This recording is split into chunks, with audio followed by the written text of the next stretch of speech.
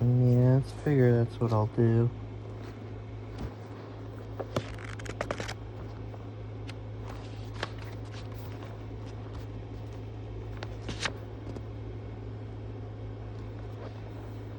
It's my fault, she said in a disparaging tone. I'd given up on repeating the signs every night. If I'd been thinking about them, I could have seen it was the city, even in all that snow. I'm worse, said Puddlegum. I did see, or nearly. I thought it looked uncommonly like a ruined city. You're the only one who isn't to blame, said Scrub. You did try to make us stop. Didn't try hard enough, though, said the Marsh Wiggle, and I'd no call to be trying. I ought to have done it, as if I couldn't have stopped you two with one hand each. The truth is, said Scrub, we were so jolly keen on getting to this place that we weren't bothering about anything else. At least I know I was. Ever since we met the woman with the knight who didn't talk, we've been thinking about nothing else. We'd nearly forgotten about Prince Rillian. I shouldn't wonder, said Puddlegum, if that wasn't exactly what she intended. Wait, I don't quite understand, said Jill. Is how we didn't see the lettering? Or could it have come there since last night? Could he, Aslan, have put it there in the night? I had such a queer dream. And she told them all about it.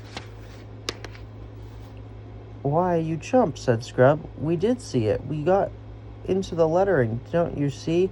We got into the letter E in me. That was your sunk lane. I don't understand that. We walked along the bottom stroke of the E, due north, turned to our right along the upright, came to another turn to the right, that's the middle stroke, and then went on to the top left-hand corner, or, if you like, the northeastern corner of the letter, and came back, like the bally of idiots we are. He kicked the window seat savagely and went on. So it's no good, Paul. I know what you were thinking because I was thinking the same. You were thinking of how nice it would be to have been if Aslan hadn't put the instructions on the stones in the ruined city till after we'd passed it. And then it would have been his fault, not ours. So likely, isn't it? No, we must just own up. We've only 4 signs to go by, and we've muffed the first 3. You mean I have, said Jill. It's quite true. I've spoiled everything ever since you brought me here. All the same, I'm frightfully sorry about all that. All the same, what are the instructions? Under me doesn't seem to make much sense.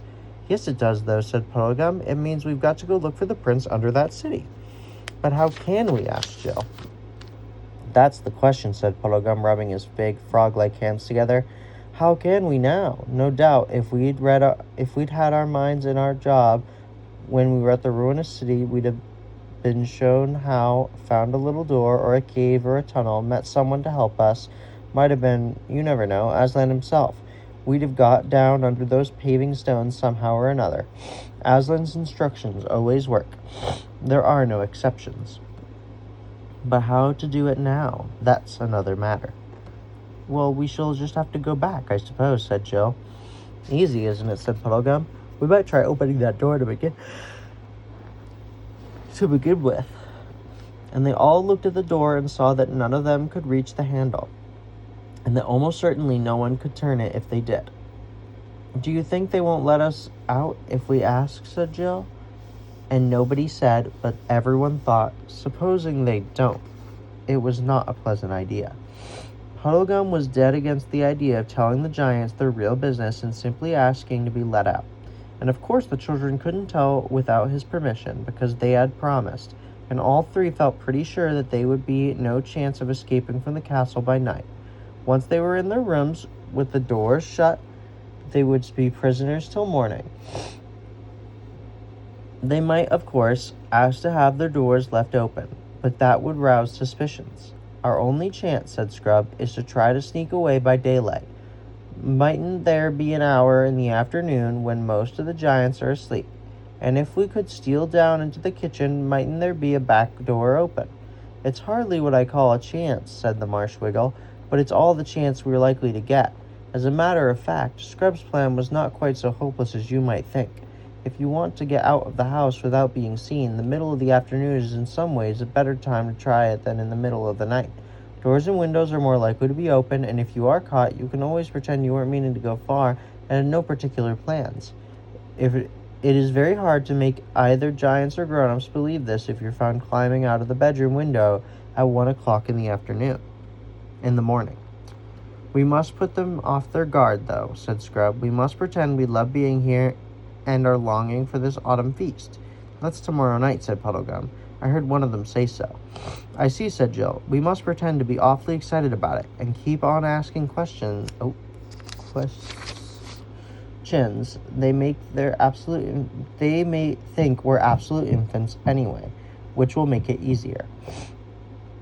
Gay, said Puddlegum with a deep sigh. That's what we've got to be. Gay. As if we hadn't a care in the world. Frolicsome. You two youngsters haven't always got very high spirits, I've noticed. You must watch me and do as I do. I'll be gay like this. And he assumed a ghastly grin. And frolicsome. Frolicsome. Here he cut a most mournful caper. You'll soon get into it if you keep your eyes on me. They think I'm a funny fellow. Okay, you see. I dare say you two thought I was a trifle tipsy last night, but I do assure you it was, well, most of it was, put on. I haven't had an idea it would come in useful somehow. The children, when they talked over their adventures afterwards, could never feel sure whether this last statement was quite strictly true, but they were sure that Puddlegum thought it was true when he made it. All right, gay's the word, said Scrub. Now if we could only get someone to open this door. While we're fooling about and being gay, we've got to find out all we can about this castle. Luckily, at that very moment, the door opened, and the giant nurse bustled in, saying, Now my puppets like to come and see the king and all the court setting out on the hunting. Such a pretty sight. They lost no time in rushing out past her and climbing down the first staircase they came to. The noise of the hounds and the horns and the giant voices guided them, so that in a few minutes they reached the courtyard. The giants were all on foot, but there are no giant horses, in that part of the world, and the giants' hunting is done on foot, like beagling in England. The hounds also were of normal size. When Jill saw that they were no horses, she felt at first dreadfully disappointed, for she felt sure that the great fat queen would never go after hounds on foot, and it would never do to have her about the house all day. But then she saw the queen in a kind of litter supported on the shoulders of 6 young giants. The silly old creature was all got up in green and had a horn on her side. 20 or 30 giants, including the king, were assembled, ready for the sport, all talking and laughing fit to deafen you. And down below, near Jill's level, they were wagging tails and barking and loose slobbering mouths and noses of dogs thrust into your hand. Puddlegum was just beginning to strike that what he thought a gay and gamesome attitude, which might have spoiled everything if it had been noticed, when Jill put on her most attractively childish smile, rushed across to the queen's litter, and shouted up to the queen, Oh, please, you're not going away, are you? You will come back? Yes, my dear, said the queen. I'll be back tonight. Oh, good, how lovely, said Jill. And we may come to the feast tomorrow night, mayn't we? We're so longing for tomorrow night, and we do love being here, and while you're out, we may run over the whole castle and see everything, mayn't we? Do say yes. The queen did say yes, but the laughter of all the courtiers nearly drowned her voice. And that's the end of the chapter. And the next chapter is chapter 9. It's called How They Discovered Something Worth Knowing. And the picture is, I don't know, I'm guessing Jill, and it looks like she's got this like robe on, this like dress, and she's got this long flowing cape, and like maybe a bob, kind of looks almost like your hair, and some shoes, and she's running on these rocks, and in the distance there's some rubble. And we're also about, let's see, I'd say we're about halfway down the book at this point, actually. Yeah, it looks like about halfway.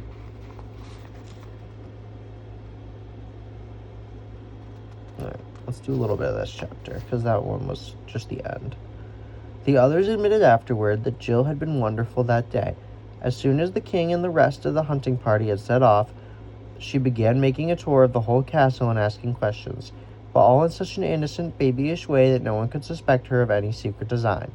Though her tongue was never still, you could hardly say that she talked. She prattled and giggled, she made love to everyone, the grooms, the porters, the housemaids, the ladies-in-waiting, and the elderly giant lords whose hunting days were past. She submitted to being kissed and pawned about by any number of giantesses, many of whom seemed sorry for her and called her a poor little thing, though none of them exclaimed why. She made special friends with the cook and discovered the all-important fact that there was a scullery door which would let you out through the outer wall, so that you did not have to cross the courtyard or pass the great gatehouse. In the kitchen, she pretended to be greedy and ate all sorts of scraps which the cook and scullions delighted to give her. But upstairs, among the ladies, she asked questions about how she would be dressed for the great feast, and how long she would be allowed to sit up, and whether she would dance with some very, very small giant. And then it made her hot all over when she remembered it afterwards. She would put her head on one side in an idiotic fashion which grown-ups, giant or otherwise, thought quite very fetching, and shake her curls, and fidget, and say, "Oh, I do wish it was tomorrow night, don't you? Do you think the time will go quickly till then?" And all the giantesses said she was a perfect little darling, and some of them dabbed their eyes with enormous handkerchiefs as if they were going to cry. "They're dear little things at that age," said one giantess to another. "It seems almost a pity." Scrub and Puddlegum both did their best, but girls do that kind of thing better than boys. Even boys do it better than marsh wiggles. At lunchtime, something happened which made all three of them more anxious than ever to leave the castle of the gentle giants. They had lunch in the great hall at the very table of their own, near the fireplace. At a bigger table, about 20 yards away, half a dozen old giants were lunching. Their conversation was so noisy and so high up in the air that the children soon took more notice of it than you would of hooters outside the window of traffic noises in the street. They were eating cold venison, a kind of food which Jill had never tasted before, and she was liking it. Suddenly Puddlegum turned to them, and his face had gone so pale that he could see the paleness under the natural muddiness of her complexion. He said, "Don't eat another bite." "What's wrong?" asked the other two in a whisper. "Didn't you hear those two giants were saying?" "That's a nice tender haunch of venison," said one of them. "Then that stag was a liar," said another. "Why?" said the first one. "Oh," said the other. "They say that when we caught he said, 'Don't kill me, I'm tough. You won't like me.'" For a moment Jill did not realize the full meaning of this, but she did when Scrub's eyes opened wide in horror and he said, "So we've been eating a talking stag?" This discovery didn't have exactly the same effect on all of them. Jill, who was new to that world, was sorry for the poor stag and thought it rotten of the giants to have killed him. Scrub, who had been in that world before and had at least one talking beast as his dear friend, felt horrified, as you might feel about a murder. But Puddlegum, who was Narnian born, was sick and faint, and felt as you would feel if you found you had eaten a baby. "We've brought the anger of Aslan on us," he said. "That's what comes of not attending to the signs. We're under a curse, I expect. If it was allowed, it would be best thing we could do, to take those knives and drive them into our own hearts." And gradually even Jill came to see it from his point of view. At any rate, none of them wanted any more lunch, and as soon as they thought it was safe, they crept quietly out of the hall. It was now drawing near to that time of the day on which their hopes of escape depended. And all became nervous. They hung about in passages and waited for things to become quiet. The giants in the hall sat on a dreadfully long time after the meal was over. The bald one was telling a story. When that was over, the three travelers dawdled down to the kitchen, but there was still plenty of giants there, or at least in the scullery, washing up and putting things away. It was agonizing, waiting till they finished their jobs, and one by one, washed their hands and went away. At last, only one old giantess was left in the room. She pottered about, and at last The three travelers realized with horror that she did not intend to go away at all. Well, dearie, she said to them, that job's about through. Let's put the kettle there. That'll make a nice cup of tea presently. Now I can have a little bit of rest. Just look into the scullery like good poppets and tell me if the back door is open. Yes, it is, said Scrub. That's right. I always leave it open so Puss can get in and out, the poor thing. Then she sat down in one chair and put her feet up on another. I don't know as I mightn't have 40 winks, said the giantess, if only that blamey hunting party didn't come back too soon.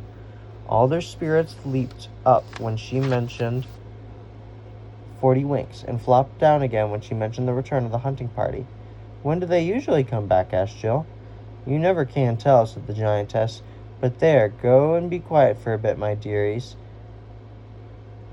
They retreated to the far end of the kitchen, and would have slipped out if the scullery then and there, if the giantess had not sat up, opened her eyes, and brushed away a fly. Don't try it till we're sure she's really asleep, whispered Scrub, or it'll spoil everything. So they all huddled in the kitchen end, waiting, and thought about the hunters might come back at any moment was terrible, and the giantess was fidgety. Whenever they thought she had really gone to sleep, she moved. I can't bear this, thought Jill, to distract her mind. She began looking about her. Just in front of her was a clean wide table with 2 clean pie dishes on it and an open book. They were giant pie dishes, of course. Jill thought that they could lie down just comfortably in one of them. Then she climbed up to the bench beside the table and looked at the book. She read, Millard. This delicious bird can be cooked in a variety of ways. It's a cooking book, thought Jill, without much interest, and glanced over her shoulder. The giantess's eyes were shut, but she didn't look as if she were properly asleep. Jill glanced back at the book. It was arranged alphabetically, and at the very next entry, her heart seemed to stop beating. It ran, Man, this elegant little biped has long been valued as a delicacy. It forms a traditional part of the autumn feast, and is served between the fish and the joint. Each man, but she could not bear to read any more. She turned round. The giantess had walked up and was having a fit of coughing. Jill nudged the other 2 and pointed at the book. They also mounted the bench and bent over the huge pages. Scrub was still reading about how to cook men when Puddlegum pointed to the next entry below it. It was like this. Marshwiggle. Some authorities reject this animal altogether as unfit for giants' consumption because of its stringy consistency and muddy flavor. The flavor can, however, be greatly reduced if... Jill touched his feet and Scrubs gently. All 3 looked back at the giantess. Her mouth was slightly open, and from her nose there came a sound which at that moment was more welcome to them than any music. She snored, and now it was a question of tiptoe work, not daring to go fastly, hardly daring to breathe, out to the scullery. Giant sculleries smell horrid. Out at last into the pale sunlight of the winter afternoon. They were at the top of a rough little patch which ran steeply down, and thank heavens on the right side of the castle. The city ruinous was in sight. In a few minutes they were back on the broad, steep road which led down from the main gate of the castle.